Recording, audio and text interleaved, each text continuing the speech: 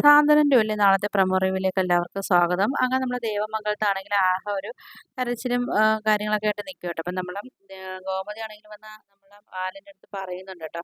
ബാലേട്ടാ എൻ്റെ അടുത്ത് ക്ഷമിക്കണേ എന്നൊക്കെ പറയുന്നുണ്ട്. ഞാൻ അപ്പോഴത്തെ ആ ദേഷ്യത്തിന് ഞാൻ എന്തൊക്കെയോ ബാലേട്ടൻ്റെ അടുത്ത് പറഞ്ഞെന്നൊക്കെ ഇങ്ങനെ പറയുന്നുണ്ട് കേട്ടോ. അപ്പം നമ്മളെ ആര്യനൊക്കെ ആണെങ്കിലും നമ്മളെ ബാലൻ്റെ അടുത്ത് പറയുന്നുണ്ട്. അച്ഛൻ മാത്രമല്ലല്ലോ കുറ്റക്കാരൻ, ഞങ്ങളും അവരെ ഒരുപാട് വിശ്വസിച്ചൊക്കെ പോയില്ലേ എന്നൊക്കെ പറയുന്നുണ്ട് കേട്ടോ. പക്ഷേ നമ്മളെ മീനാക്ഷി ആണെങ്കിൽ ആ ഒരു വാശിയിൽ തന്നെ നിൽക്കുന്നുണ്ട്. അപ്പം മീനാക്ഷി പറയുന്നുണ്ട് എന്തായാലും ഏട്ടത്തി ഇവിടുന്ന് പറഞ്ഞു വിടണ്ടായിരുന്നു എന്നൊക്കെ ഇങ്ങനെ നമ്മളെ മീനാക്ഷി പറയുന്നുണ്ട്. ആ സമയത്ത് നമ്മളെ ഗോമതി എന്ന് പറയുന്നുണ്ട്. പിന്നെ ഞാൻ എന്താ വേണ്ടത്?